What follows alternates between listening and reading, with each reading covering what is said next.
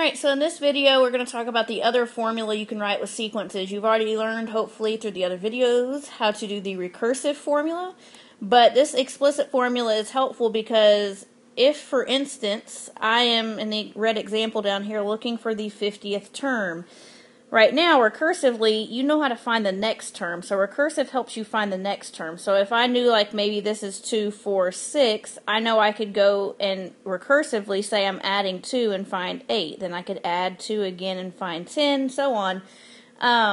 But if we wanted the 50th term, think about how many times you'd have to draw the arrow here to go and figure that out. So the explicit formula is best used when you're looking for a term other than the very next term, or one of the next few bigger terms, alright, because the recursive would take too long. So if you want to pause here, you might want to write this down because this is important.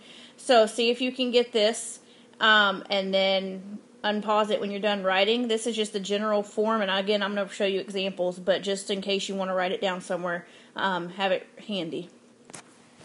Alright, I'm moving on, so if you're not ready, keep this paused, or go back and pause it later. And on, like I said, on the arithmetic up top, I'm going to show you a more conceptual and easy way to me that makes more sense. Now, this equation, if you can memorize it, go for it. But I don't want you to think math's all about memorization, because this formula is not going to be given to you on a test or anything. So you this one you kind of have to know. The exponential you kind of just have to know. But when we learn more about exponential functions, it'll make more sense in general. But the arithmetic sequence equation that I've boxed up here, unless you just want to memorize that, I would probably go the conceptual way that I'm about to show you. I'm going to show you both methods and just prove to you that they both work, but I would probably go my easier way. So, on this, you still want to kind of do anything and everything you can think of with sequences. So you want to first see what's happening. And look for patterns, because math's about patterns. So again, you could say this is add 2, but then you should notice that that's not going to work. We've done this sequence before. So this is going to be a times 2 sequence. So even though this is not what it's asking, let's rack our brain real quick and make some connections. So this is going to be a geometric sequence because you're multiplying, which means you're going to have a common ratio of 2. That's what you're multiplying by, which means this is going to be an exponential model or equation. So that should tell you that you want to plug into the exponential 1, so a sub 1 times r to the n minus 1, and you have all the pieces you need. You have a sub 1, we just didn't write it down. A sub 1 is 2. So your explicit equation is a sub n equals 2 times your r, which is 2, raised to the n minus 1, and that's your explicit. Now, this is where it's helpful, because now if it asks for like the 100th term, I can go plug 100 in here real quick and get an answer. Alright, so explicit's helpful when you're not just looking for the next few terms. It's going to shoot you down the line of numbers really fast.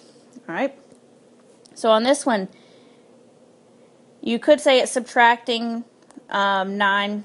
Not going to help here because fractions are appearing. Oh no, but it's okay because we know division is helpful. So we're going to say this is divide by 4 because 3 divided by 4 is 3/4. Hey, there it is. And so remember though, so let's just make our little flow chart. We know this is geometric now because we're dividing and multiplying. Your r though, please don't put r equals 4. Remember, you want to imply multiplication here, and if you put r equals 4, that's going to tell people you're multiplying by 4 and they're going to think you're crazy. And we don't want that. So this is exponential. So again, you want a sub n equals a sub 1 times r to the n minus 1. So a sub n equals 12 times 1/4 to the n minus 1. Easy as that. So on this one, we want to see what's happening again first, just to get our brain waves going for this sequence. I always want to look for patterns that could help save some time. So this one looks like plus 3, and it is. So let's get our brain going. This means it's arithmetic, which means we're going to have a common difference, and we already found that. It's 3. And that means that we are going to be looking at a linear equation instead of exponential.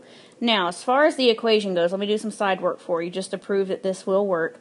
I'm going to do the equation first. We said it was a sub n equals a sub 1 plus d times n minus 1. So a sub 1 here is 4. That's the first term. plus our common difference, which is 3, and then n minus 1. Just going to stay n minus 1. So 4 plus, and then distribute 3n minus 3.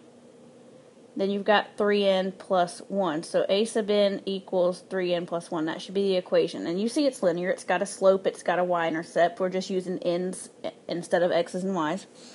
But let me show you what I'm thinking as far as conceptually goes, what we're trying to do. So remember, and I'll go back and replace the y's and the x's in a minute, but you know we had already gone over this, how to write equations y equals mx plus b. Well, we know that m is the slope, and to us, we already saw too that slope is called the rate of change, how much something is changing. Well, this 3 tells me I'm changing by 3 every time. So what I just found up here, my common difference, is actually my slope. It's my rate of change. So I can go ahead and plug that in. That's 3x plus b. Well, remember, all we have to do is figure out something to plug in to go figure this out. Or we need to think conceptually about what this b is. This b is your y-intercept.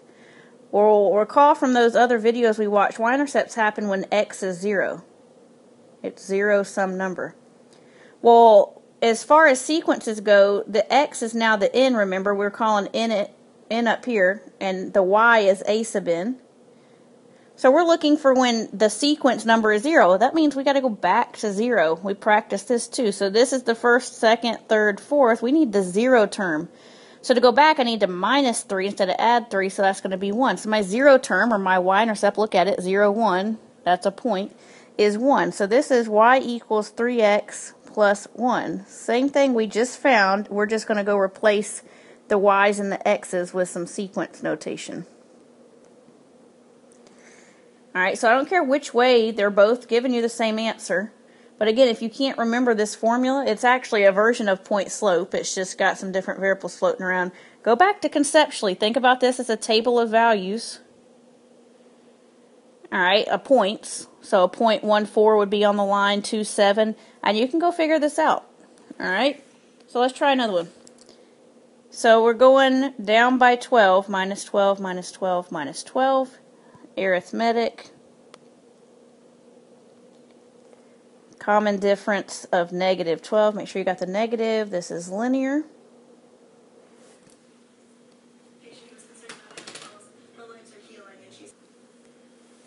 So, again, I'll prove it to you with the formula. A sub n equals a sub 1 plus d times n minus 1.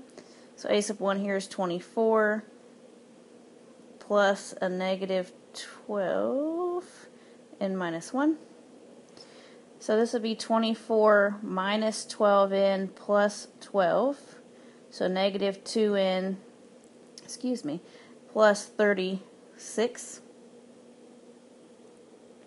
So that should be the formula we're getting if we do this right the other way. So if I come back over here, and again, we'll swap from y equals mx plus b in a minute back to n's and a sub n's. We already know what our rate of change is, our slope. It's changing by negative 12 every time. So negative 12x plus b. And now we just got to go back to find the 0 term. Well, if I want to go back, I need to add 12. So 24 plus 12 is 36. Imagine that. So y equals negative 12x plus 36. And again, just to make sure we're in sequence notation, let's go ahead and write a sub n equals negative 12n plus 36. That should have been 12 up here, sorry. If you were wondering. There we go. So here's your practice. Again, I'm not telling you have to do it my way. I was just presenting a different way to do it. So if you like the formula, go for it. If you like going back a term, go for it.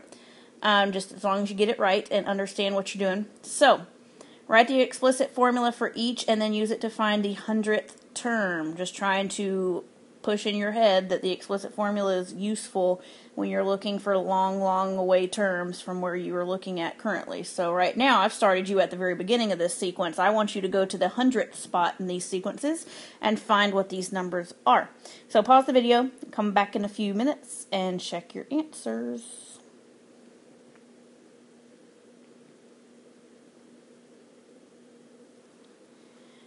Alright, here is number 1. So, up top, I did it the way I showed you with the going back a term, 0 term. And then down here, I proved it to you that it was the same if you plug it into the formula. And then on the right down here, 597 would be your 100th term, a big number. And again, you wouldn't want to sit here and keep drawing arrows +6, +6, +6 that many times. So Explicit helps you to get there fast. Alright, next one. So this is geometric, multiplied by 4, so you needed 4 times 4 raised to the n minus 1. You don't need to go back a term or anything for these. And then your 100th term is really big. It's 1.61 times 10 to the 60th power. That is huge. But think about exponential equations. The graph of them go like this, and they jump really fast, really steep. So these numbers are going to get really big for exponentials really fast. Alright, this one is also exponential. So there's your formula on the left in blue. And this one's actually really small, but look at what you're doing up here. You're dividing by 5 every time. Every time you're dividing, you're going to get smaller naturally. So these are going to get smaller, really small. And then here's your next one. Alright. So I did it both ways again so you could see. So until next time, keep practicing.